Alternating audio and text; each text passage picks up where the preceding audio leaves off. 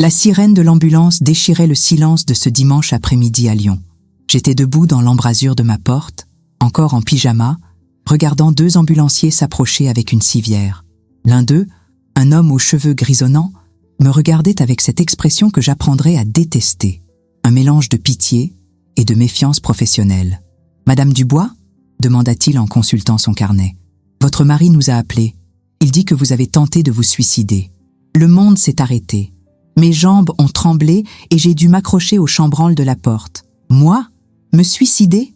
Jamais cette pensée n'avait traversé mon esprit, même dans mes moments les plus sombres. « Il y a une erreur », ai-je balbutié, ma voix se brisant. « Je ne ferai jamais ça. Où est Julien ? Où est mon mari ?» Le second ambulancier, plus jeune, échangea un regard avec son collègue. Ce regard que je reverrai tant de fois par la suite. Celui de professionnels qui pensent avoir affaire à une personne en déni, dangereuse pour elle-même. « Madame, votre mari est très inquiet. Il nous attend à l'hôpital. Il a même trouvé une lettre. » Une lettre ? Quelle lettre ?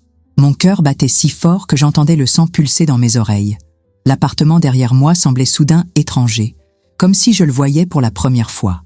La lumière douce de cette fin d'après-midi filtrait à travers les rideaux de lin que j'avais choisis avec tant de soin 2 ans plus tôt, quand nous avions emménagé ensemble dans ce petit paradis du 6e arrondissement.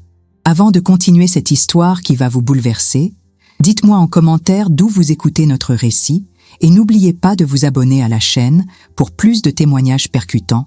Madame, nous devons vous emmener pour une évaluation. C'est la procédure standard dans ce genre de situation.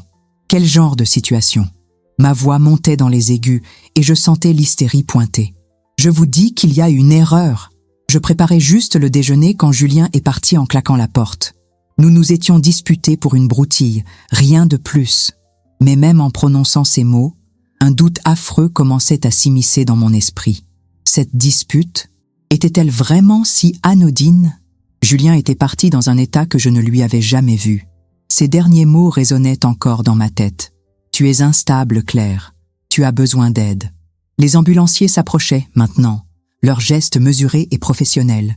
J'ai regardé autour de moi, cherchant désespérément quelque chose, n'importe quoi, qui pourrait expliquer cette situation surréaliste. L'appartement était parfaitement rangé, comme toujours depuis que Julien avait insisté pour que je maintienne un environnement sain. Mes livres de littérature française étaient alignés sur l'étagère, mes notes de cours pour le lycée Édouard Herriot soigneusement empilées sur le bureau. Rien, absolument rien, n'indiquait le chaos que l'on m'accusait d'avoir provoqué. « Je suis professeur », ai-je dit, comme si ce fait pouvait tout expliquer. « J'enseigne Baudelaire et Rimbaud à des adolescents. Je ne suis pas le genre de personne qui... Madame, nous comprenons que c'est difficile. Mais plus vous résistez, plus cela confirme l'inquiétude de votre époux. Confirme ? Comment ma résistance pouvait-elle confirmer quoi que ce soit ? C'était exactement le genre de logique tordue que Julien utilisait ces derniers mois. Quand je protestais contre ces restrictions de plus en plus nombreuses, il disait que mes protestations prouvaient que j'étais en déni de mes problèmes. En montant dans l'ambulance, j'ai jeté un dernier regard vers notre appartement. Les voilages bougeaient légèrement dans la brise et j'ai aperçu Madame Rousseau, notre voisine du palier, qui nous observait discrètement depuis sa fenêtre. Dans ses yeux, j'ai lu la curiosité morbide de quelqu'un qui assiste à un drame qu'elle racontera pendant des semaines. Le trajet vers l'hôpital Édouard Herriot s'est déroulé dans un brouillard. Lyon défilait par la petite fenêtre, familier et pourtant totalement étranger. Les rues que je parcourais chaque jour pour me rendre au lycée, la boulangerie où j'achetais notre pain quotidien, le petit café où Julien et moi prenions le petit déjeuner le dimanche matin, tout cela semblait appartenir à la vie de quelqu'un d'autre.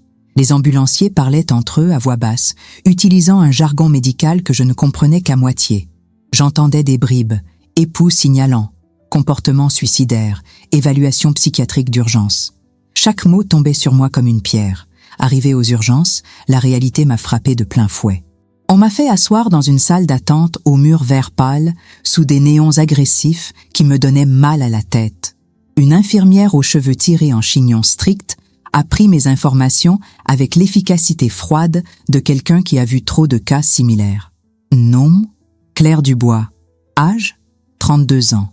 Profession, professeur de littérature. Antécédents psychiatriques, j'ai hésité. Aucun. Je n'ai jamais. Il n'y a jamais eu de problème. Elle a noté quelque chose dans son dossier, et j'ai eu l'impression terrifiante qu'elle venait d'écrire le contraire de ce que je venais de dire. C'est à ce moment-là que j'ai vu Julien arriver. Grand, élégant dans son manteau de laine sombre, les cheveux parfaitement coiffés malgré les circonstances. Il s'est dirigé droit vers le bureau d'accueil et j'ai vu l'infirmière hocher la tête avec gravité en l'écoutant. De là où j'étais assise, je ne pouvais pas entendre leurs paroles, mais je voyais ses gestes expressifs, son visage marqué par une inquiétude qui semblait si authentique. Quand nos regards se sont croisés, il a couru vers moi et m'a prise dans ses bras. « Ma chérie, j'ai eu si peur. Quand j'ai trouvé cette lettre… » « Quelle lettre, Julien ? De quoi parles-tu » Il m'a regardé avec ses yeux bleus que j'avais tant aimés, mais où je ne lisais plus que de la pitié. « Claire, ma pauvre Claire, tu ne te souviens vraiment de rien ?» Mais je me souvenais de tout, de notre dispute matinale à propos de je ne sais plus quoi, probablement encore une de ses critiques déguisées sur ma façon de ranger la cuisine ou de m'habiller, de son départ théâtral, de la porte qui avait claqué si fort que les voisins avaient dû l'entendre, de ces heures de silence qui avaient suivi, pendant lesquelles j'avais essayé de comprendre comment notre amour s'était transformé en ce balai de reproches constants et de manipulations subtiles. Mais je ne me souvenais d'aucune lettre, je ne me souvenais d'aucune pensée suicidaire, je ne me souvenais que de cette sensation étrange d'être devenue une étrangère dans ma propre vie, de ne plus jamais être sûre de mes propres perceptions, de mes propres émotions. Un médecin s'est approché, un homme d'âge moyen aux lunettes rondes et à l'expression bienveillante, mais fatiguée. « Madame Dubois, je suis le docteur Martin. Votre époux nous a expliqué la situation. Nous allons procéder à une évaluation, c'est tout à fait standard. Docteur, il y a une erreur, ai-je commencé, mais ma voix sonnait déjà différemment, plus aiguë, plus désespérée. Exactement le ton d'une personne en détresse psychologique. Mais je ne savais pas encore que cette journée n'était que le commencement. Je ne savais pas que Julien avait orchestré chaque détail de ce cauchemar avec la précision d'un chef d'orchestre dirigeant une symphonie diabolique. Pour comprendre comment j'en étais arrivée là, assise dans ce service d'urgence psychiatrique, il faut que je vous raconte comment tout a commencé. Car Julien n'avait pas toujours été ce manipulateur froid et calculateur. Ou plutôt, il l'avait toujours été, mais il était passé maître dans l'art de le dissimuler. Nous nous étions rencontrés il y a 3 ans, lors d'une conférence sur l'architecture moderne à l'Université Lyon 2. J'y assistais par curiosité intellectuelle. J'ai toujours eu une passion pour les liens entre littérature et espaces urbains, et lui présentait un projet de rénovation du quartier de la Confluence. Quand il est monté sur scène, grand et charismatique dans son costume parfaitement coupé, j'ai tout de suite été séduite par son éloquence et sa passion apparente pour la beauté architecturale. Après sa présentation, je m'étais approchée pour le féliciter. « Votre vision de l'espace comme narrateur silencieux m'a beaucoup touchée », lui avais-je dit. En tant que professeur de littérature, j'ai rarement entendu un architecte parler de son travail avec une telle poésie. Ses yeux s'étaient illuminés, ou du moins, c'est ce que j'avais cru voir. Une professeure de littérature, fascinant. J'ai toujours pensé que l'architecture et la littérature étaient des sœurs jumelles. Elles racontent toutes deux des histoires, construisent des mondes. Cette première conversation avait duré 3 heures. Nous étions allés prendre un verre dans un petit bistrot près de la Saône. Et j'avais eu l'impression de rencontrer enfin quelqu'un qui me comprenait vraiment. Il parlait de Proust avec la même passion que de Le Corbusier, citait Baudelaire en évoquant la géométrie de Lyon, établissait des parallèles brillants entre la structure narrative et la structure urbaine. J'aurais dû me méfier de cette perfection. Un homme si cultivé, si attentionné, si disponible. À 35 ans, Julien n'avait jamais été marié, n'avait pas d'enfant, semblait n'avoir vécu que pour sa carrière et ses passions intellectuelles. « J'attendais de rencontrer la bonne personne », m'avait-il dit lors de notre 3e rendez-vous. Quelqu'un d'assez intelligent pour me comprendre, d'assez sensible pour m'inspirer. Les 6 premiers mois avaient été un rêve éveillé. Julien était l'homme le plus attentionné que j'ai jamais rencontré. Il m'appelait plusieurs fois par jour, pas pour me contrôler mais pour partager un détail de sa journée, une réflexion qui lui avait traversé l'esprit. Il se souvenait de tout, mes préférences culinaires, mes auteurs favoris, jusqu'à la couleur de vernis à ongles que je portais lors de notre premier rendez-vous. « Tu es extraordinaire, Claire », me répétait-il. « Si raffinée, si intelligente. Je n'arrive pas à croire que tu sois libre. Les hommes de Lyon doivent être aveugles. » Ces compliments me faisaient tourner la tête.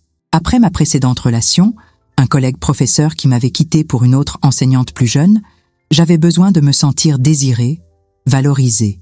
Julien semblait voir en moi une version de moi-même que j'avais oubliée. Brillante, fascinante, digne d'amour. Il était également d'une générosité déconcertante. Dès le 2e mois, il avait commencé à m'offrir des cadeaux, des éditions rares de Verlaine, des bijoux délicats, des week-ends surprises dans des châteaux de la Loire. « J'ai envie de te gâter », disait-il quand je protestais timidement. « Laisse-moi prendre soin de toi. » Le piège se refermait lentement, si subtilement que je ne m'en suis aperçue qu'une fois prise dedans. Cela avait commencé par de petites remarques, toujours enrobées d'inquiétude et d'amour. « Ta sœur Sophie a semblé distante au dîner hier soir. J'espère qu'elle ne te juge pas pour notre différence d'âge. » Ou encore, « Tes collègues du lycée ne me paraissent pas très stimulants intellectuellement. Tu mérites mieux que leurs conversations sur les programmes télé et les potins de salle des professeurs. » Au début, j'avais défendu mes proches. Mais Julien avait une façon si douce, si raisonnée de présenter ses arguments que j'avais commencé à voir mes relations sous un jour nouveau. Sophie était-elle vraiment un peu jalouse de mon bonheur? Mes collègues étaient-ils vraiment aussi superficiels que le suggérait Julien? Je ne critique pas, ma chérie, insistait-il quand je tentais de protester. Je m'inquiète juste pour toi. Tu es si sensible, si généreuse.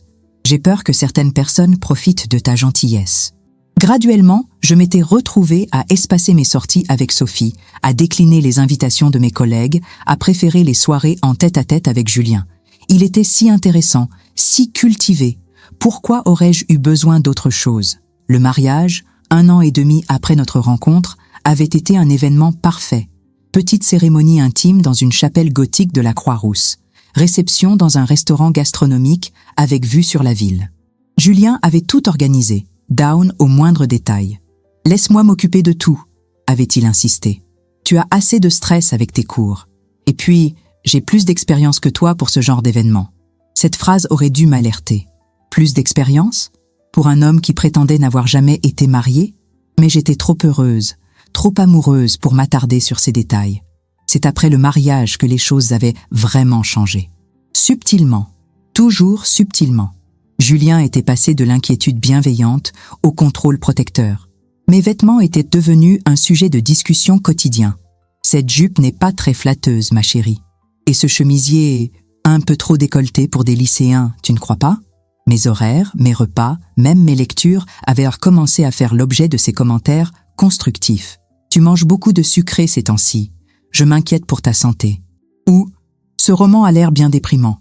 Tu ne penses pas que tu devrais lire quelque chose de plus positif? Chaque fois que je tentais de résister, de défendre mes choix, Julien prenait cette expression blessée qui me fendait le cœur. Claire, ma chérie, je ne fais que me soucier de toi. Si mes conseils te dérangent, je peux arrêter, mais je t'aime trop pour te voir te faire du mal. Comment résister à un tel amour? Comment reprocher à un homme de trop vous aimer? Peu à peu, j'avais cessé de voir mes amis. Ils ne me comprenaient pas, selon Julien. Ma famille m'était devenue étrangère. Ils étaient jaloux de notre bonheur. Mes propres goûts, mes propres opinions s'étaient effacés derrière ceux de mon mari. J'avais commencé à me voir à travers ses yeux, fragile, naïve, ayant besoin de protection. Et quand j'avais des moments de doute, quand quelque chose en moi protestait contre cette vie qui ne me ressemblait plus, Julien avait toujours le mot juste. « Tu es fatiguée, ma chérie. Tu te mets trop de pression. Tu devrais peut-être consulter quelqu'un. » Consulter quelqu'un. Ces mots revenaient de plus en plus souvent dans sa bouche, comme une mélodie entêtante qui préparait le crescendo final. Aujourd'hui, assise dans cette salle d'attente d'hôpital, je comprenais enfin la partition complète. Julien n'avait pas improvisé cette journée cauchemardesque. Il l'avait composée note par note, mouvement par mouvement, depuis le premier jour de notre rencontre. Et moi, pauvre idiote, j'avais dansé sur sa musique jusqu'au bout, jusqu'à ce matin où il avait décidé qu'il était temps pour le final. Le docteur. Martin m'a conduite dans un petit bureau au mur beige, meublé d'un bureau métallique et de 2 chaises en plastique orange qui avaient qu'est-ce connu des jours meilleurs. L'odeur de désinfectant mélangée à celle du café froid me donnait la nausée. Ou peut-être était-ce la peur qui me retournait l'estomac. « Asseyez-vous, Madame Dubois. Votre époux nous a expliqué la situation, mais j'aimerais entendre votre version des faits. » Votre version des faits. Comme si la réalité était subjective, comme si la vérité pouvait avoir plusieurs visages. J'ai pris une profonde inspiration, essayant de rassembler mes pensées dispersées. Docteur, il y a une terrible erreur. Je n'ai jamais eu de pensée suicidaire. Jamais. Julien et moi nous sommes disputés ce matin, c'est vrai, mais rien de dramatique. Il est parti en colère. Et maintenant, vous me parlez d'une lettre que je n'ai jamais écrite. Le docteur. Martin consultait un dossier déjà épais pour une histoire qui ne datait que de quelques heures. Comment avait-il pu se garnir si vite? Madame Dubois, votre mari nous a remis cette lettre. Il l'a trouvée sur votre bureau après votre dispute. Il a sorti de son dossier une feuille de papier que j'ai d'abord crue blanche, puis j'ai vu les lignes d'écriture. Mon écriture, mes mots, ma signature en bas. Je n'arrive plus à supporter cette vie. Julien a raison, je suis trop instable pour continuer. Il mérite mieux que mes crises, mes doutes, ma faiblesse. Pardonnez-moi. Claire, le monde s'est mis à tourner. Ces mots, ils ressemblaient à quelque chose que j'aurais pu écrire, dans ma façon de formuler, avec mes expressions habituelles. Mais je ne les avais jamais écrits, jamais pensés, jamais. Ce n'est pas moi, ai-je murmuré, ma voix à peine audible. Je n'ai pas écrit ça. Le docteur. Martin m'observait avec cette expression clinique que j'apprendrais à détester, bienveillante mais sceptique, comme s'il regardait un phénomène de laboratoire particulièrement intéressant. Madame Dubois, il n'est pas rare que les patients en détresse aiguë oublient leurs actes. Le cerveau a parfois cette capacité protectrice d'effacer les souvenirs trop douloureux. Ah mais je me souviens de tout, de notre dispute, de Julien qui claque la porte, des heures que j'ai passées à lire Apollinaire en l'attendant. Je me souviens avoir préparé un croque-monsieur vers 13h. J'ai même regardé les informations de France 2. Comment aurais-je pu écrire cette lettre? Plus je parlais, plus je sentais que mes mots se retournaient contre moi. Cette précision dans les détails, cette véhémence. Tout cela devait sonner comme les protestations d'une personne qui a quelque chose à cacher. Votre époux nous a également signalé des changements dans votre comportement ces dernières semaines. Des sautes d'humeur, de l'isolement social, des difficultés de concentration au travail. Des difficultés de concentration? C'était vrai que mes cours n'avaient plus la même fluidité qu'avant. Mes élèves de terminale l'avaient remarqué, j'en étais sûre. Mais c'était à cause de la pression constante de Julien, de ses critiques déguisées, de cette sensation permanente de marcher sur des œufs. Docteur, mon mari, Julien est très protecteur, parfois trop. Il me fait douter de moi, de mes capacités, de mes relations. Si j'ai des difficultés de concentration, c'est peut-être parce que... Comment expliquer le gaslighting à quelqu'un qui ne l'a jamais vécu? Comment décrire cette sensation d'être constamment remise en question, analysée, corrigée, jusqu'à ne plus savoir qui on est vraiment? Il me contrôle. Mes vêtements, mes sorties, mes amitiés. Il dit que c'est par amour, mais... Le docteur Martin notait méticuleusement chaque mot. Mais je voyais dans ses yeux qu'il entendait autre chose que ce que je disais. Il entendait une femme instable, qui accusait son mari dévoué de la contrôler. On a frappé à la porte. Julien est entré, précédé par une infirmière qui semblait le connaître déjà. Comment était-ce possible? Comment va-t-elle, docteur? Sa voix tremblait d'émotion contenue. J'ai eu si peur en trouvant cette lettre. Il s'est approché de moi et m'a pris la main. Sa peau était froide, comme toujours quand il était nerveux. Mais ses yeux étaient différents, calculateurs, satisfaits. Monsieur Moreau, votre épouse nie avoir écrit cette lettre. C'est un symptôme classique dans ce type de crise. Oh, ma pauvre chérie. Julien a serré ma main plus fort. Claire, tu m'as dit toi-même hier soir que tu avais l'impression de perdre la tête. Tu m'as dit que tout te semblait irréel, que tu ne te reconnaissais plus. Hier soir? Qu'est-ce qu'il racontait? Hier soir, nous avions regardé un film en silence, il avait critiqué mon choix de dessert, j'étais montée me coucher en premier, rien d'autre. Julien, je n'ai jamais dit ça. Ma chérie, tu étais dans la salle de bain, tu pleurais. Quand je t'ai demandé ce qui n'allait pas, tu m'as dit que tu avais peur de tes propres pensées. C'était faux, totalement faux. Mais dit avec une telle conviction, une telle douleur dans la voix, même moi, j'ai eu un instant de doute. Avais-je vraiment pleuré hier soir? Avais-je dit quelque chose que j'avais oublié? Non, je ne pouvais pas douter de mes propres souvenirs. C'était exactement ce que voulait Julien, me faire douter de ma propre réalité. Docteur, ai-je dit en essayant de garder une voix ferme, je vous demande de vérifier cette lettre, l'encre, le papier, L'écriture. Il doit y avoir un moyen de prouver que... Madame Dubois, m'a interrompu le docteur. Martin, nous allons effectuer tous les examens nécessaires. Mais pour l'instant, étant donné la gravité de la situation et les inquiétudes légitimes de votre époux, nous devons procéder à une hospitalisation temporaire. C'est une mesure de protection pour votre sécurité. Hospitalisation. Le mot a claqué dans la pièce comme un couperet. J'ai regardé Julien, cherchant dans ses yeux une trace de surprise, de protestation. Mais il n'y en avait aucune. Au contraire, j'y ai lu un soulagement qui m'a glacé le sang. Combien de temps ? Ai-je demandé. 48 heures minimum. Le temps d'évaluer votre état psychologique et d'ajuster un traitement si nécessaire. Un traitement ? Pourquoi ? Je n'étais pas malade. J'étais la victime d'une manipulation si sophistiquée que même les professionnels de santé s'y laissèrent prendre. Julien, dis-leur que je ne suis pas folle. Il m'a regardé avec ses yeux pleins de tristesse que je lui connaissais si bien. Cette tristesse qu'il arborait chaque fois qu'il devait me corriger, me protéger de moi-même. Claire, ma chérie, je veux juste que tu ailles mieux. Si les médecins pensent que tu as besoin d'aide, alors je les soutiens. Je t'aime trop pour te laisser souffrir. Ces mots exactement qu'il utilisait chaque fois qu'il resserrait son emprise sur moi. Je t'aime trop pour... Et là, il pouvait finir la phrase comme il voulait. Je t'aime trop pour te laisser porter cette robe. Je t'aime trop pour te laisser voir Sophie. Je t'aime trop pour te laisser prendre tes propres décisions. Une infirmière est arrivée avec des papiers à signer, des formulaires d'admission, d'autorisation de traitement, de consentement à je ne sais quoi d'autre. Julien signait tout sans même lire, comme s'il avait déjà vécu cette scène 100 fois. Monsieur Moreau, vous pourrez rendre visite à votre épouse dès demain. Nous vous tiendrons informés de son évolution. Merci, docteur. Vous ne pouvez pas savoir comme je vous suis reconnaissant. J'avais si peur de la perdre. Sa voix s'est brisée sur ces derniers mots. Une performance d'acteur digne d'un César. Si je ne l'avais pas si bien connu, si je n'avais pas vécu ces 3 années de manipulation graduelle, j'aurais moi aussi été ému par tant d'amour conjugal. Mais je le connaissais.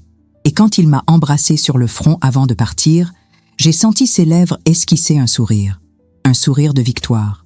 On m'a emmené dans le service de psychiatrie. Couloir blanc, odeur de javel, porte qui se verrouille automatiquement. Ma chambre était spartiate, un lit, une chaise, une petite fenêtre avec des barreaux décoratifs qui ne trompaient personne sur leur vraie fonction. Allongé sur ce matelas qui sentait la désinfection, j'ai enfin compris l'ampleur de ce qui m'arrivait. Julien n'avait pas improvisé cette journée. Il l'avait planifiée, préparée, orchestrée dans les moindres détails. La lettre, les témoignages sur mon comportement instable, cette connaissance parfaite des procédures hospitalières. Combien de temps avait-il préparé ce piège ? Combien de temps avait-il attendu le moment parfait pour le refermer sur moi ?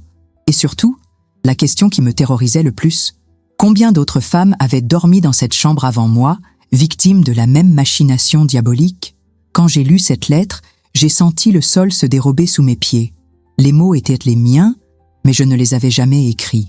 Les premiers jours à l'hôpital ont passé dans un brouillard de routine médicale et de questionnements incessants. Réveil à 6 heures avec la distribution des médicaments que je refusais obstinément de prendre, petit déjeuner en plastique servi dans une salle commune, aux murs vert pâle, entretien avec différents membres du personnel soignant qui notaient chacune de mes paroles avec un sérieux de botaniste observant une espèce rare. « Comment dormez-vous, Madame Dubois ? Avez-vous des pensées négatives ? Ressentez-vous de la colère envers votre époux ? » Cette dernière question revenait sans cesse, posée avec une insistance qui me mettait mal à l'aise. Comme si ma colère envers Julien était la preuve de mon déséquilibre mental, et non la réaction normale d'une femme trahie et manipulée. Car j'étais en colère, furieuse même, mais pas de la façon qu'ils imaginaient. J'étais en colère contre moi-même d'avoir été si aveugle, si naïve. En colère contre ce système qui faisait plus confiance aux larmes crocodiles d'un mari manipulateur qu'aux protestations cohérentes de sa victime. En colère contre cette société qui, en 2024, permettait encore qu'une femme soit enfermée sur la simple parole de son époux. Julien venait me voir tous les jours, ponctuel comme un métronome. Il arrivait toujours avec des fleurs, des lys blancs, mes préférés, comme il ne manquait jamais de le rappeler au personnel, et cette expression de Saint-Bernard inquiet qui lui allait si bien. « Comment tu te sens aujourd'hui, ma chérie ?» Il prenait ma main entre les siennes, caressait mes cheveux avec une tendresse qui aurait été touchante si elle n'avait pas été si parfaitement calculée. Devant les infirmières, Il était l'époux modèle, patient, aimant, légèrement désespéré, mais plein d'espoir. Les médecins disent que tu fais des progrès. Tu acceptes enfin de parler de tes difficultés. Mes difficultés. Jamais il ne prononçait les mots tentative de suicide ou dépression. Toujours ces euphémismes délicats qui donnèrent l'impression qu'il protégeait ma dignité alors qu'il l'enterrait méthodiquement. Julien, tu sais très bien que je n'ai jamais écrit cette lettre. Ma pauvre chérie, le déni fait partie du processus de guérison. Le docteur Rousseau me l'a expliqué. Le docteur Rousseau était ma nouvelle psychiatre, une femme d'une 50aine d'années, aux cheveux gris, tirés en chignon strict et aux lunettes, qui reflétait la lumière de façon à rendre ses yeux illisibles. Elle avait remplacé le docteur Martin après 48 heures et je soupçonnais Julien d'avoir joué un rôle dans ce changement. Madame Dubois, votre époux m'a fait part de certains épisodes troublants dans votre comportement récent. Des oublis, des sautes d'humeur, des accusations injustifiées. Des accusations injustifiées. Voilà comment on appelait maintenant le fait de protester contre le contrôle psychologique. Docteur, avez-vous déjà vécu avec quelqu'un qui remet en question chacune de vos décisions? Qui vous fait comprendre subtilement que vous n'êtes jamais à la hauteur? Qui vous isole de vos proches en prétendant vous protéger? Ces sentiments de persécution sont fréquents dans votre état. Le cerveau, quand il souffre, a tendance à créer des explications externes à sa douleur.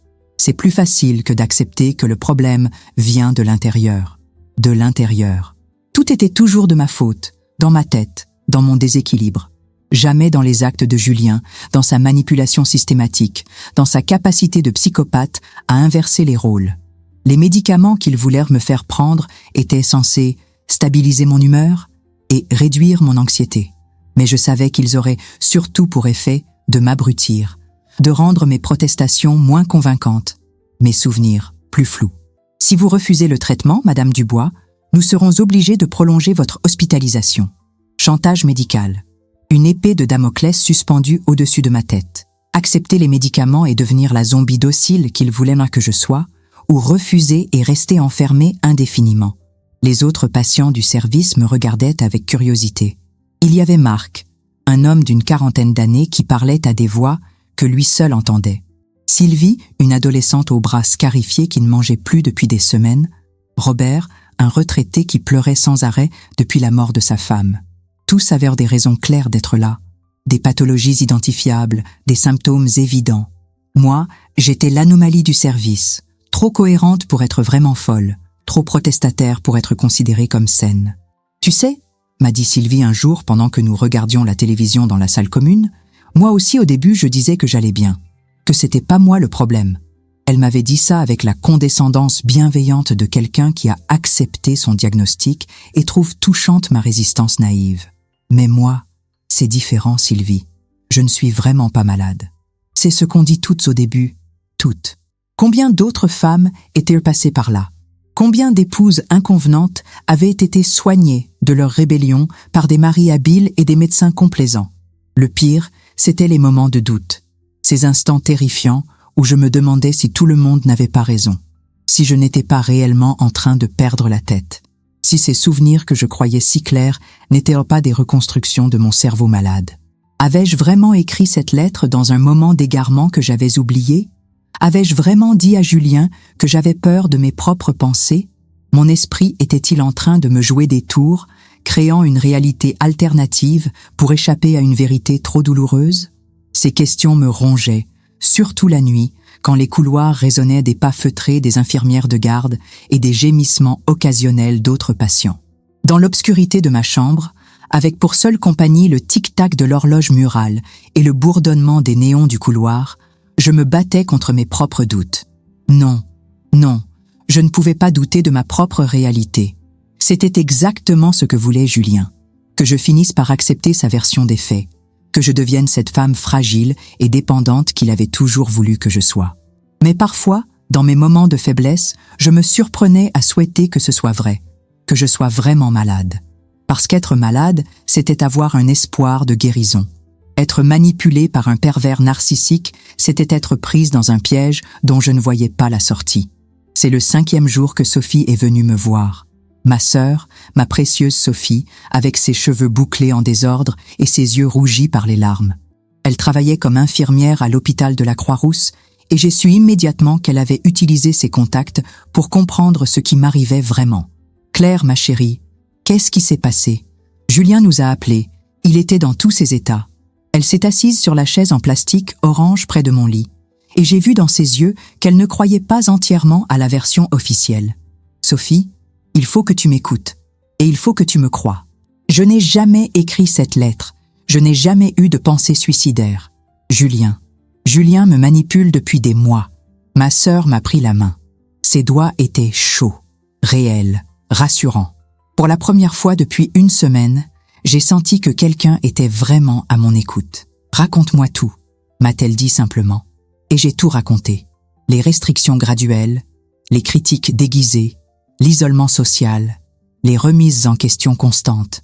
J'ai parlé pendant 1 heure, déversant 3 années de manipulation subtile que je n'avais jamais osé nommer avant. Sophie m'écoutait sans m'interrompre, hochant parfois la tête, fronçant les sourcils à certains passages. Quand j'ai terminé, elle est restée silencieuse un long moment. « Claire, a-t-elle fini par dire, cette lettre, tu te souviens de la dernière fois que tu as utilisé ton ordinateur ? Son ordinateur. Notre ordinateur. Celui que Julien et moi partagions depuis notre emménagement.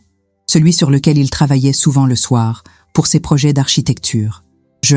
Non, ça fait plusieurs jours, peut-être 1 semaine. Pourquoi ? Sophie m'a regardée avec une expression que je ne lui avais jamais vue, un mélange de colère et de détermination qui m'a fait frissonner. Parce que si tu n'as pas écrit cette lettre, quelqu'un d'autre l'a fait, et je vais le prouver. C'est à ce moment-là que j'ai compris que Sophie, avec son esprit logique d'infirmière et sa connaissance des protocoles médicaux, allait être ma bouée de sauvetage dans cet océan de manipulation. Mais je ne savais pas encore que Julien était en train de resserrer ses filets, que mon espoir naissant allait être mis à rude épreuve, car il était temps pour lui de jouer sa carte maîtresse. Sophie est revenue le lendemain avec un sac à dos et une détermination que je ne lui avais jamais vue. Elle avait pris sa journée de congé à l'hôpital de la Croix-Rousse, prétextant une urgence familiale, ce qui n'était pas totalement faux. « J'ai réfléchi toute la nuit à ce que tu m'as dit hier », m'a-t-elle annoncé en s'installant sur la chaise près de mon lit. « Et j'ai quelques questions très précises à te poser. » Elle avait sorti un carnet et un stylo, comme une détective menant une enquête. Dans un sens, c'était exactement ce qu'elle faisait. Cette lettre, Claire. Raconte-moi exactement ce qui s'est passé quand le médecin te l'a montré. Qu'est-ce que tu as ressenti? Qu'est-ce que tu as remarqué? J'ai fermé les yeux, essayant de revivre ce moment terrible. C'était troublant. L'écriture ressemblait à la mienne, mais pas exactement. Et les mots, ils utilisaient des expressions que j'emploie, mais d'une façon, je ne sais pas comment dire. Artificielle? Artificielle comment? Par exemple, cette phrase, il mérite mieux que mes crises. Je ne dis jamais mes crises. Je dirais plutôt mes moments difficiles ou mes doutes. Et cette façon de dire pardonnez-moi à la fin, c'est trop formel pour moi. Trop masculin? J'ai ouvert les yeux, surprise. Oui, exactement. Comment tu as? Sophie souriait, mais c'était un sourire dur, coléreux. Parce que cette façon de s'excuser, cette tournure de phrase, je l'ai entendue 100 fois dans la bouche de Julien. Quand il nous disait au téléphone qu'il était désolé de tes épisodes, qu'il fallait nous pardonner tes comportements étranges. Mes comportements étranges. Encore ces mots qui revenaient, cette façon qu'avait Julien de décrire chacune de mes réactions normales comme des symptômes pathologiques. Sophie, tu penses vraiment que... Je ne pense pas, Claire. Je vais le prouver. Dis-moi, Julien connaît ton mot de passe d'ordinateur? Bien sûr, nous n'avons pas de secret. Je me suis interrompue, réalisant l'ironie de cette phrase. Enfin, c'est ce que je croyais. Et il travaille souvent sur votre ordinateur commun? Oui, presque tous les soirs. Pour ses projets d'architecture, ses emails professionnels, Sophie notait tout méticuleusement. Claire, je vais rentrer chez vous cet après-midi. Julien sera au bureau jusqu'à 18h, comme d'habitude? Oui, mais Sophie, tu ne peux pas... C'est de l'effraction. J'ai encore mes clés de quand je gardais vos plantes pendant vos vacances en Provence l'année dernière. Et techniquement, ce n'est pas de l'effraction si j'ai les clés et que tu m'autorises. Elle m'a pris les mains et j'ai vu dans ses yeux cette flamme de justice qui m'avait manqué depuis si longtemps. Claire, si tu es innocente, et je sais que tu l'es, alors quelqu'un a falsifié cette lettre. Et s'il l'a fait depuis votre ordinateur, il y aura des traces. Les fichiers informatiques laissent toujours des traces. L'idée que Sophie puisse fouiller dans notre intimité me mettait mal à l'aise. Mais l'alternative était pire. Rester enfermée ici, subir les traitements, devenir peu à peu la femme brisée que Julien voulait que je sois. « Fais-le », ai-je murmuré. « Mais sois prudente. Si Julien te trouve, il ne me trouvera pas. Et même s'il me trouvait, qu'est-ce qu'il pourrait dire ? Que sa belle-sœur s'inquiète pour sa femme hospitalisée ? Après le départ de Sophie, j'ai passé l'après-midi dans un état de fébrilité extrême. Chaque minute s'étirait comme une heure. J'imaginais ma sœur dans notre appartement, fouillant dans nos affaires, découvrant peut-être des choses que je préférais ignorer. À 17h, mon téléphone a vibré. Un message de Sophie. « Trouvez quelque chose. Gros, très gros, je viens. » Elle est arrivée 1 heure plus tard, le visage livide et les mains tremblantes. Elle s'est assise lourdement sur la chaise et a sorti son téléphone. « Claire, prépare-toi. Ce que je vais te montrer va te faire mal, mais ça va aussi te libérer. » Elle a ouvert une application et m'a tendu le téléphone. Sur l'écran, je voyais une capture d'écran d'un document Word, ma supposée lettre de suicide. « Regarde bien les propriétés du fichier », a dit Sophie en pointant le bas de l'écran. J'ai lu « Créé le 15 mars 2024 à 14h32. Dernière modification le 15 mars 2024 à 14h47. Auteur Julien Moreau. Le 15 mars, le jour de notre dispute. Le jour où Julien était parti en claquant la porte, soi-disant pour se calmer. Il était parti créer cette lettre sur notre ordinateur. Il y a plus, a continué Sophie. J'ai trouvé plusieurs versions brouillon dans la corbeille. Regarde. Elle a fait défiler d'autres captures d'écran. Des versions différentes de la même lettre, avec des formulations légèrement modifiées, comme s'il avait cherché le ton parfait pour imiter ma façon d'écrire. Première version. Je n'en peux plus de cette vie. Julien mérite une femme normale. Deuxième version. Je suis trop instable pour continuer. Pardonnez-moi tous. Version finale. Je n'arrive plus à supporter cette vie. Julien a raison. Je suis trop instable pour continuer. Il mérite mieux que mes crises, mes doutes, ma faiblesse. Pardonnez-moi. Claire. Tu vois ? Sophie était maintenant debout, arpentant la petite chambre. Il a travaillé cette lettre comme un scénariste perfectionne un dialogue. Il a testé différentes formulations pour trouver celle qui sonnerait le plus authentiquement claire. Je regardais ces preuves irréfutables de la manipulation de Julien, et je ressentais un mélange de soulagement et d'horreur. Soulagement, parce que j'avais enfin la confirmation que je n'étais pas folle. Horreur parce que l'homme que j'avais aimé, avec qui j'avais partagé ma vie, m'avait tendu un piège si élaboré, si cruel. Sophie, il y a autre chose ? Oh oui, j'ai fouillé dans son historique de navigation. Tu sais quoi ? Il a passé des heures sur des forums médicaux, des sites spécialisés sur les procédures d'internement psychiatrique, les symptômes de dépression, les signes avant-coureurs du suicide. Elle m'a montré d'autres captures d'écran, des pages web avec des titres comme « Comment reconnaître une crise suicidaire » ou « Procédure d'hospitalisation d'urgence en psychiatrie ». Il s'est documenté, Claire, pendant des semaines, peut-être des mois. Il a planifié tout ça dans les moindres détails. La nausée me montait à la gorge.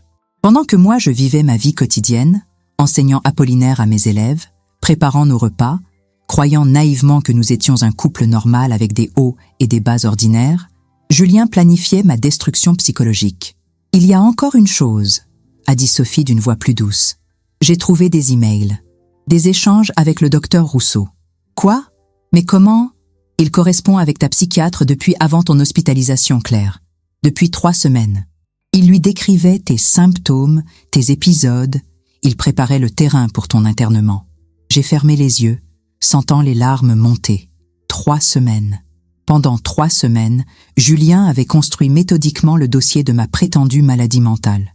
Dans un de ses emails, il écrit « Ma femme devient de plus en plus instable. Elle m'accuse de la contrôler, refuse de voir ses proches, a des colères inexpliquées. Je crains qu'elle ne finisse par poser un geste irréparable. » À chaque mot était une perversion de la réalité. Mes accusations de contrôle devenaient de la paranoïa. Mon isolement, qu'il avait lui-même orchestré, devenait un symptôme dépressif. Mes protestations normales devenaient des colères inexpliquées. « Sophie, qu'est-ce qu'on fait maintenant ? Ma sœur s'est rassise et m'a pris les mains. Maintenant, on va voir une avocate. Maître Bernard, Elle est spécialisée dans la violence conjugale psychologique. J'ai déjà pris rendez-vous pour demain matin. Mais je suis hospitalisée, je ne peux pas. J'ai vérifié. Tu es en hospitalisation libre, pas sous contrainte. Tu peux sortir quand tu veux, même si les médecins le déconseillent. Pour la première fois depuis 1 semaine, j'ai senti l'espoir renaître en moi. J'avais des preuves. J'avais une alliée. J'avais une chance de me battre. Sophie, ai-je dit en serrant fort ses mains, merci.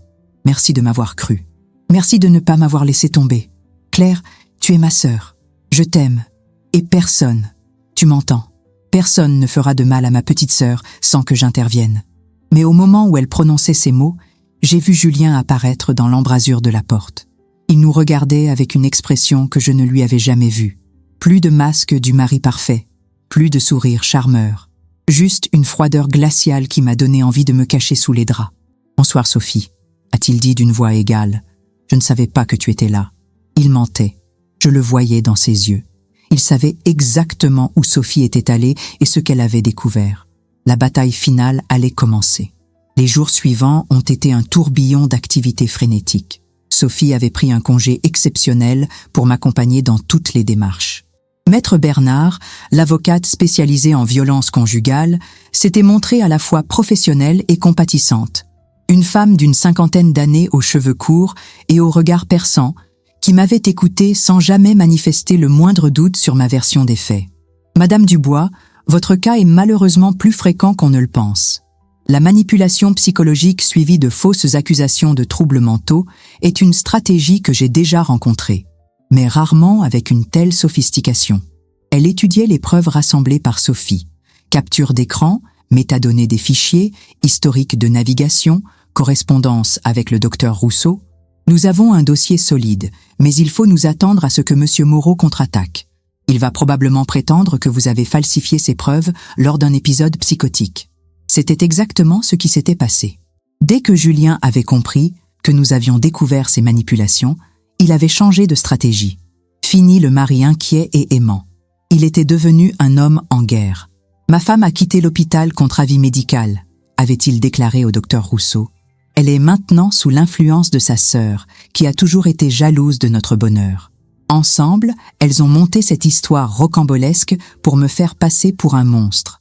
Il avait même poussé l'audace jusqu'à porter plainte contre Sophie pour effraction et manipulation de preuves informatiques. Heureusement, Maître Bernard avait anticipé cette manœuvre. Votre sœur avait vos clés et votre autorisation explicite. Et les métadonnées des fichiers ne mentent pas. Elles sont datées d'avant que votre sœur n'ait accès à l'ordinateur. L'audience avait été fixée au tribunal de grande instance de Lyon pour le vendredi suivant. Une procédure d'urgence pour violence conjugale psychologique et faux témoignage. En attendant, j'avais obtenu une ordonnance de protection qui interdisait à Julien de m'approcher. Mais Julien n'était pas homme à se laisser abattre facilement. Il avait engagé Maître Dubourg, un avocat réputé pour sa capacité à retourner les situations les plus désespérées. Et il avait eu une idée diabolique. 2 jours avant l'audience, le docteur Rousseau avait publié un rapport médical affirmant que j'étais en pleine bouffée délirante paranoïaque et que mes accusations contre mon mari relevaient d'un délire de persécution typique des décompensations psychotiques. Comment peut-elle écrire ça ? M'étais-je écrié en lisant le rapport. Elle ne m'a vu que 3 fois. Parce qu'elle est complice ? Avait répondu Sophie avec amertume. Volontairement ou non, elle s'est laissée manipuler par Julien. Et maintenant, elle doit couvrir ses erreurs de diagnostic initial. Maître Bernard avait demandé une contre-expertise auprès du docteur Martinez, un psychiatre indépendant réputé pour son intégrité. Mais ce nouveau médecin n'aurait pas le temps de me rencontrer avant l'audience. Le matin du procès, j'étais terrifiée. Dans quelques heures, j'allais devoir convaincre un juge que j'étais la victime et non la coupable. Que l'homme qui avait partagé ma vie pendant 3 ans était un manipulateur psychopathe capable de falsifier des preuves pour me faire interner. Le tribunal de grande instance de Lyon était un bâtiment imposant de pierre grise qui m'intimidait. Dans le hall d'entrée, j'ai aperçu Julien accompagné de son avocat. Il portait son plus beau costume, celui qu'il mettait pour les grandes occasions. Il avait l'air fatigué, amaigri, parfaitement dans le rôle de l'époux victime d'une femme instable. Quand nos regards se sont croisés, il m'a adressé un sourire triste qui m'a glacé le sang. Même là, même au tribunal, il continuait à jouer son personnage. L'audience a commencé à 14 heures. Le juge, Un homme d'une 60aine d'années aux lunettes épaisses avait l'air sceptique en écoutant Maître Bernard présenter notre dossier. « Monsieur le juge, nous sommes face à un cas de manipulation psychologique d'une rare sophistication. Monsieur Moreau a méthodiquement isolé sa femme, remis en question sa santé mentale, puis fabriqué de fausses preuves pour la faire interner psychiatriquement. Maître Dubourg s'est levé pour présenter la défense de Julien. Monsieur le juge, nous assistons à une terrible instrumentalisation de la justice. Madame Dubois, souffrant de troubles psychiatriques avérés, tente de faire porter à son époux dévoué la responsabilité de sa maladie. Les prétendues preuves qu'elle présente ont été falsifiées lors d'un épisode délirant avec la complicité de sa sœur. C'est à ce moment-là que j'ai été appelée à témoigner. Mes jambes tremblaient en me dirigeant vers la barre. Toute ma vie, toute ma santé mentale, toute ma liberté future dépendaient de ma capacité à convaincre ce juge. Madame Dubois, expliquez-nous ce qui s'est passé le 15 mars dernier. J'ai pris une profonde inspiration et j'ai commencé mon récit. J'ai raconté la dispute anodine, le départ de Julien, les heures paisibles que j'avais passées à lire, l'arrivée des ambulanciers. Ma voix était claire, mes souvenirs précis. Je sentais que le juge m'écoutait attentivement. « Madame, comment expliquez-vous que cette lettre soit écrite de votre main ? » « Monsieur le juge, cette lettre n'est pas écrite de ma main. Elle a été tapée sur ordinateur, puis imprimée. Et les métadonnées prouvent qu'elle a été créée par mon mari pendant mon absence. » Maître Dubourg s'est levé. « Objection, monsieur le juge. Ces métadonnées peuvent facilement être falsifiées par quelqu'un ayant des connaissances informatiques. » Maître Dubourg, a répondu Maître Bernard. « Votre client est-il expert en informatique ? » Non, mais... Alors comment aurait-il pu falsifier ces données ? En revanche, ma cliente enseigne la littérature, pas l'informatique. Comment aurait-elle pu manipuler des métadonnées qu'elle ne sait même pas ce que c'est ? C'est alors que Julien a été appelé à témoigner. Il s'est dirigé vers la barre avec cette assurance tranquille qu'il avait toujours caractérisée. Même là, même pris en flagrant délit, il gardait son sang-froid. « Monsieur Moreau, » a commencé le juge, « comment expliquez-vous que cette lettre ait été créée sur votre session informatique ? Monsieur le juge, ma femme utilise souvent ma session quand la sienne a des problèmes. Elle a pu écrire cette lettre sur mon compte utilisateur. C'était plausible. Diablement plausible. J'ai senti mon estomac se nouer. Et comment expliquez-vous vos recherches sur les procédures d'internement psychiatrique ? Julien n'a pas scié. Monsieur le juge, quand on vit avec une personne qui manifeste des signes de détresse psychologique, il est normal de se renseigner sur les moyens de l'aider. J'étais inquiet pour ma femme. Je voulais comprendre comment réagir si elle passait à l'acte. Monsieur Moreau, a repris le juge, votre épouse vous accuse de l'avoir isolée de sa famille et de ses amis. Monsieur le juge, ma femme s'est isolée d'elle-même. Ses proches s'inquiétèrent de son comportement et elle a mal réagi à leurs conseils. J'ai essayé de jouer le rôle de médiateur, mais elle m'accusait de prendre leur parti contre elle. Il était parfait. Chaque accusation retournée, chaque preuve expliquée de façon rationnelle. J'ai compris avec horreur qu'il était en train de gagner. Le juge semblait de plus en plus convaincu par ses explications. C'est à ce moment-là que la porte de la salle d'audience s'est ouverte. Un homme d'une 50aine d'années est entré, accompagné d'un huissier. Le docteur Martinez, le psychiatre indépendant. « Monsieur le juge, » a dit Maître Bernard, « je vous présente le docteur Martinez qui a accepté d'examiner le dossier médical de ma cliente en urgence. » Le docteur Martinez s'est approché de la barre. « Monsieur le juge, j'ai étudié le dossier de Madame Dubois, les rapports du docteur Rousseau, et j'ai pu m'entretenir avec la patiente hier soir. Et quelles sont vos conclusions, docteur ? Monsieur le juge, Madame Dubois ne présente aucun signe de trouble psychiatrique. Ses propos sont cohérents, sa mémoire intacte, son discours logique. En revanche, elle présente tous les symptômes d'une victime de violence psychologique, hypervigilance, doute de soi, stress post-traumatique. J'ai senti mes jambes fléchir de soulagement. Enfin quelqu'un de qualifié confirmait ce que je savais. J'étais la victime, pas la coupable. De plus, a continué le docteur Martinez, l'analyse stylistique de la prétendue lettre de suicide révèle des incohérences linguistiques flagrantes. Le vocabulaire, la syntaxe, même la ponctuation ne correspondent pas aux habitudes rédactionnelles de Madame Dubois que j'ai pu observer dans ses copies d'examen et sa correspondance personnelle. Maître Dubourg a tenté une dernière manœuvre. « Docteur, ne pensez-vous pas que ma cliente ait pu influencer votre diagnostic par ses talents de manipulatrice ?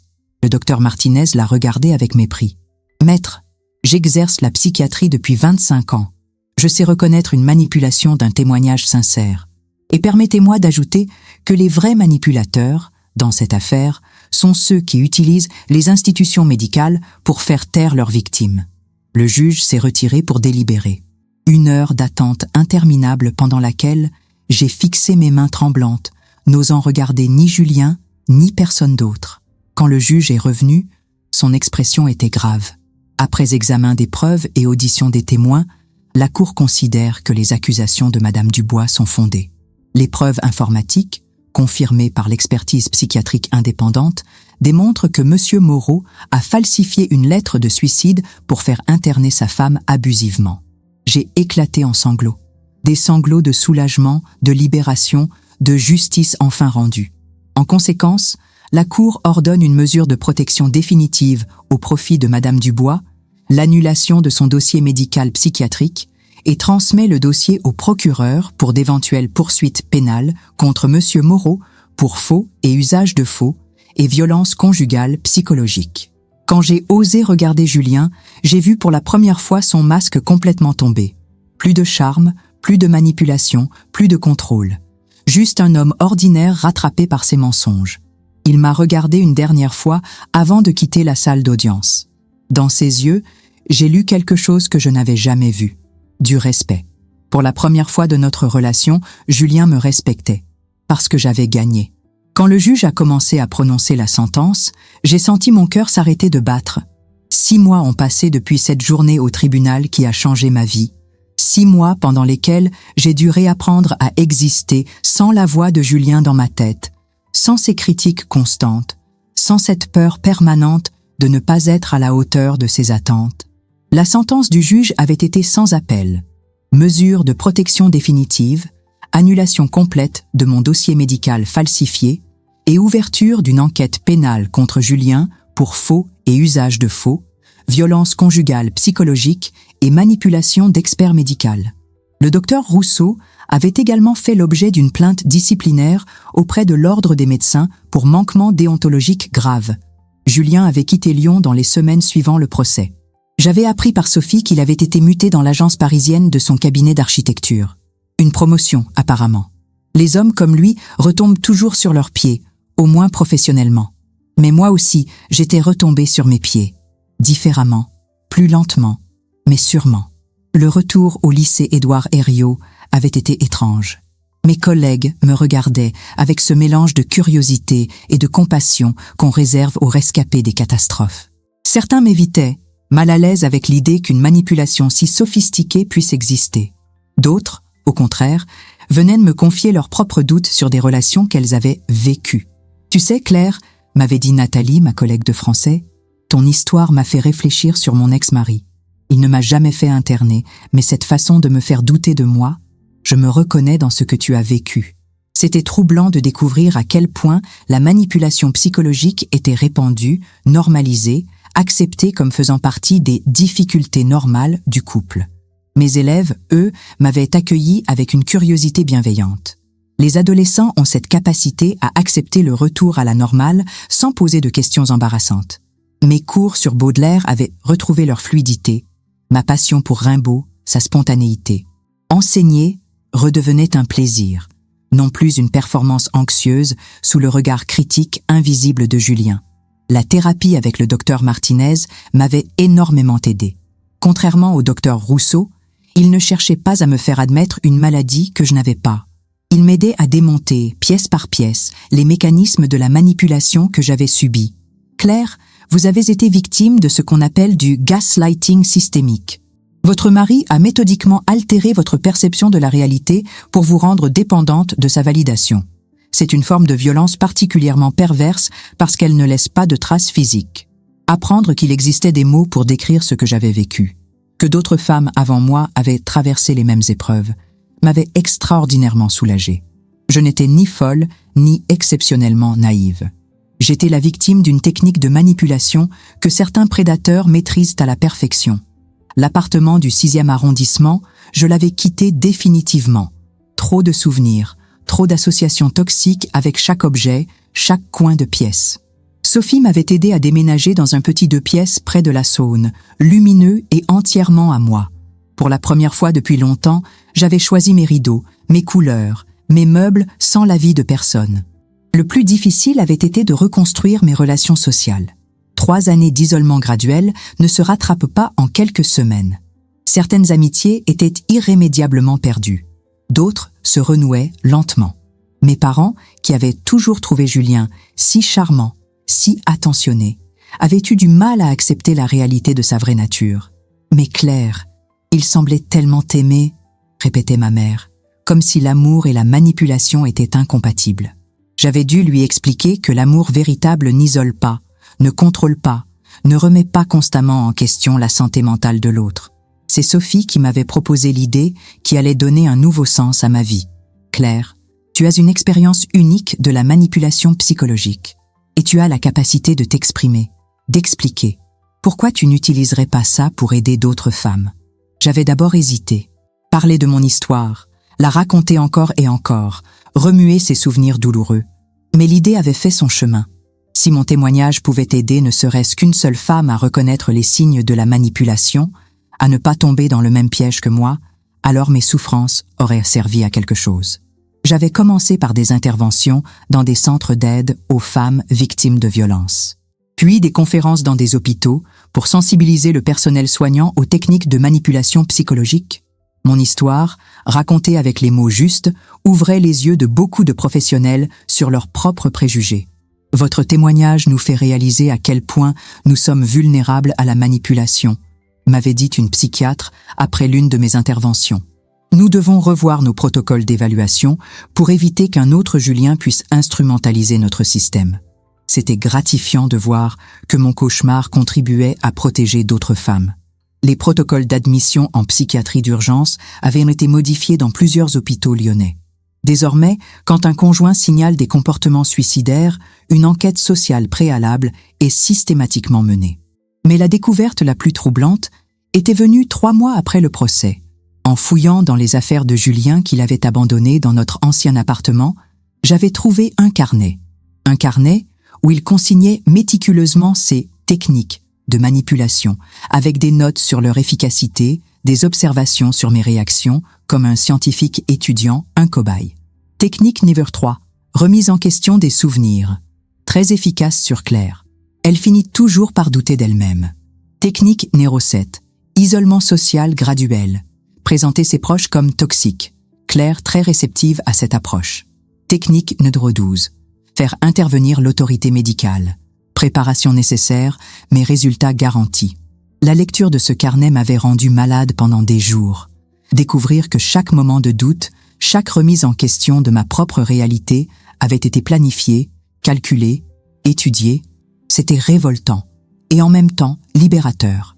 La preuve définitive que rien de ce que j'avais vécu n'était de ma faute. Maître Bernard m'avait expliqué que ce carnet constituait une pièce à conviction exceptionnelle pour l'enquête pénale. Rarement nous avons des preuves si explicites de la préméditation dans la violence psychologique conjugale. Votre ex-mari risque une condamnation exemplaire. Aujourd'hui, en écrivant ces lignes dans mon petit appartement ensoleillé, en buvant le thé que j'ai choisi dans la tasse que j'ai achetée, je réalise le chemin parcouru. Je ne suis plus cette femme qui doutait en permanence de ses propres perceptions. Je suis redevenue Claire Dubois, professeure de littérature, sœur aimante, femme libre, et surtout j'ai découvert qu'il y avait eu d'autres avant moi. L'enquête avait révélé que Julien avait eu 2 relations longues précédentes, toutes 2 terminées par des internements psychiatriques des femmes concernées. Son modus operandi était parfaitement rodé, et j'étais sa 3e victime connue.